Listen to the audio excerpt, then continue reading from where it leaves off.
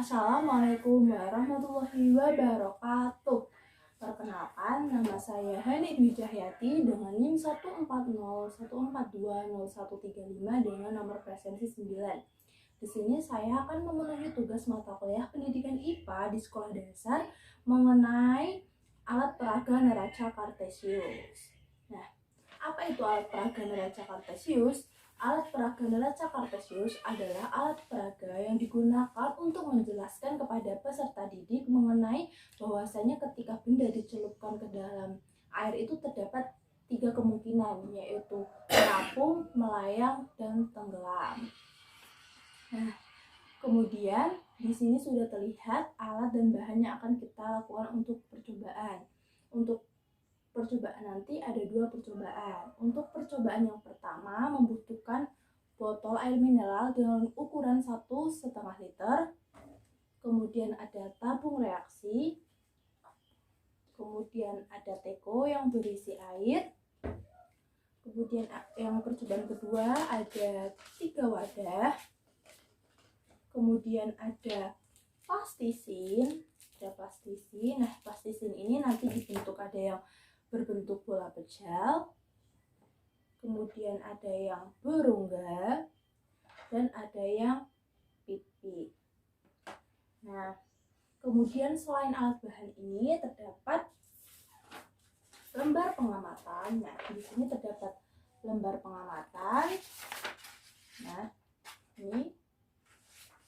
Kemudian ada kertas kosong. Ini gunanya untuk mencatat hasil sementara, dan ada ballpoint. Nah, untuk kali ini kita akan melakukan percobaan yang pertama terlebih dahulu. Untuk percobaan yang pertama kita membutuhkan botol air mineral dengan ukuran 1,5 liter.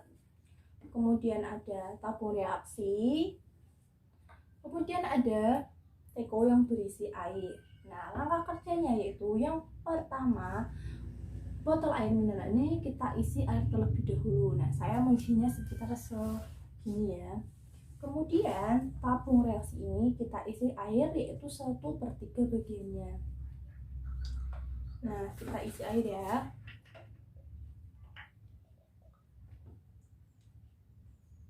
Nah, kemudian setelah diisi air, dimasukkan ke dalam botol air mineral dengan posisi terbalik.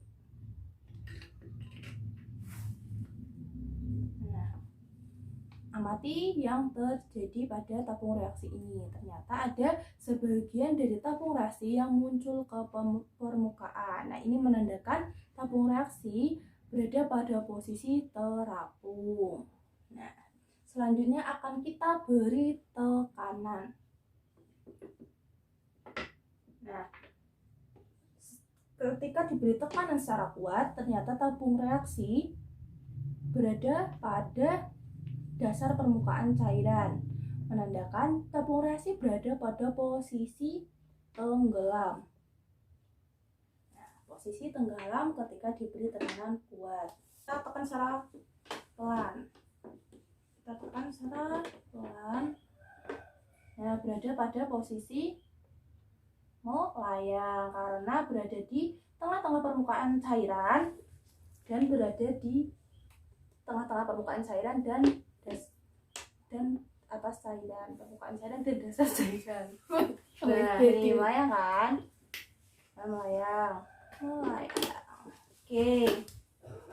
Tadi kita sudah melakukan percobaan, maka kita mencatat hasil percobaannya di kertas kosong tadi ya. Kita catat yang kita peroleh, bahwa ketika tidak diberi tekanan, maka hasilnya adalah terapung.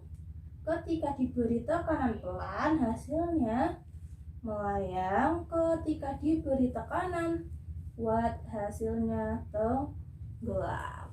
Nah, itu ya, kita sudah catat di kertas kosong. Nah, selanjutnya kita akan melakukan percobaan yang kedua. Untuk percobaan yang kedua ini kita membutuhkan 3 wadah ya. 3 wadah. Kemudian ada air, ada plastisin yang berbentuk bola pejal, kemudian ada yang berungga, kemudian ada yang pipih. Oke, nah langkah yang pertama yaitu kita isi wadahnya dengan air. Kemudian setelah itu kita yang lakukan yang pertama untuk bola pecel ya, bentuk bola pecel kita masukkan. Nah, ternyata berada di dasar permukaan cairan sehingga posisi plastis ini berbentuk bola pecel ini adalah tenggelam. Kemudian yang berongga kita masukkan ya. Nah, ternyata berada pada posisi di tengah-tengah antara dasar permukaan dan atas permukaan cairan sehingga berada pada posisi melayang. Nah, selanjutnya tadi kan saya sudah membuat yang berbentuk pipih ada orange sama hijau. Nah, sekarang kita masukkan ya. Nah, ternyata terapung berada di atas permukaan cairan sehingga ketika yang berbentuk bola pipih ketika dimasukkan ke dalam zat cairan akan pada posisi terapung. Oke, ya.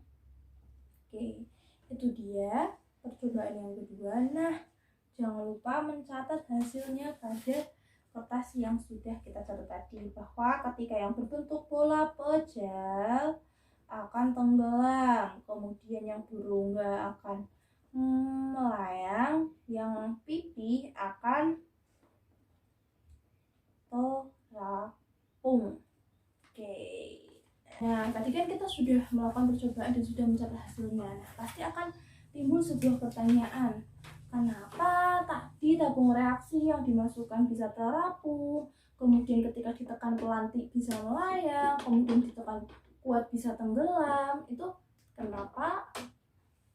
Alasannya dibalik itu. Kemudian kenapa kok yang berbentuk bola pecel bisa tenggelam ketika dimasukkan ke dalam cairan, kemudian yang berongga kenapa bisa melayang, kenapa yang pipih bisa terapung? Itu semua kita harus menjawabnya. Nah, setelah saya melakukan percobaan dan sudah mengamati bahwa kenapa bisa terjadi peristiwa tersebut, itu karena ketika botol ditekan, ruangan udara di dalam botol itu menyempit. Akibatnya tekanan udara menjadi besar. Nah, tekanan itu diteruskan ke air dan diteruskan ke segala arah atau yang biasa kita kenal dengan hukum Pascal. Nah, ketika tekanan itu diteruskan oleh air ke udara yang ada di dalam tabung reaksi sehingga volume udara itu berkurang. Akibatnya jumlah air yang ada di tabung reaksi bertambah. Nah, ini berarti jumlah penenggelamannya juga bertambah. Jadi tabung reaksi tadi akan tenggelam ketika ditekan kuat. Nah, kemudian ketika tekanan pada botol kita kurangi atau kita beri tekanan pelan, itu nanti akan melayang. Nah, itu sudah terjawab ya yang tabung reaksi dan botol. Kemudian tadi yang menggunakan plastisin, kita menggunakan plastisin, bendanya sama ya. Kenapa tadi ada yang tenggelam, terapung, sama melayang? Nah, ini karena ketika terapung, yaitu ketika plastisin berbentuk pipih, itu massa jenis bendanya, massa jenis plastisinnya itu lebih kecil daripada massa jenis cairan, itu bisa terapung. Kemudian kenapa bisa melayang? Bisa melayang karena massa jenis bendanya itu sama dengan massa jenis zat cairnya. Kemudian kenapa bisa tenggelam? Ketika bisa tenggelam itu karena massa jenis bendanya itu lebih besar daripada massa jenis cairannya. Nah, itu dia. Jadi kesimpulannya apa yang kita lakukan percobaan pada hari ini ada berhubungan dengan hukum Pascal, yaitu berhubungan dengan tekanan, bisa terapung, bisa tenggelam, bisa melayang. Kemudian itu juga tidak dipengaruhi oleh ukuran benda, melainkan dipengaruhi oleh massa jenis benda dan massa jenis zat cairnya. Oke, kita sudah menjawab pertanyaannya. Kemudian setelah kita melakukan tadi menjawab pertanyaan dan sudah melakukan sebuah proses ini, kita harus membuat laporan sementara. Nah, tadi saya sudah menyediakan kertas laporan pengamatan sementara. Di sini ada nama, nanti saya kasih nama saya, kemudian ada alat dan bahan, ada langkah kerja, dan di belakangnya ini ada tabel-tabel dan kesimpulan. Mari kita isi.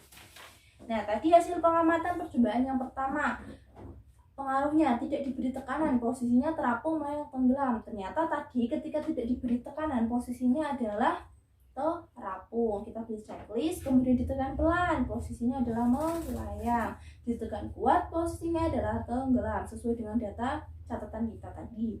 Kemudian bentuk bola, ternyata bentuk bola yang pejal itu tenggelam, bentuk berongga melayang, bentuk pipih terapung. Ini sesuai dengan data tadi. Terus kesimpulannya didapat dari percobaan. Nah, kesimpulan yang kita dapat apa? Kesimpulannya adalah bahwa ketika benda dimasukkan ke dalam zat cair itu bisa terjadi tiga kemungkinan, yaitu tenggelam, terapung, sama melayang. Nah, itu tadi yang kita praktekkan itu berkaitan dengan tekanan. Ini namanya tekanan. Nah, ini berkaitan dengan hukum Pascal. Kemudian juga bahwa ketika benda terapung, melayang, dan tenggelam itu tidak dipengaruhi oleh ukuran benda, melainkan dipengaruhi oleh massa jenis benda dan massa jenis zat cair. Nah, itu dia percobaan kali ini. Nah, itu dia percobaan kali ini. Habis ini kita membersihkan barang-barangnya. Jangan lupa ya dibersihkan setelah melakukan percobaan. Terima kasih dan semoga bermanfaat. Wassalamualaikum warahmatullahi wabarakatuh.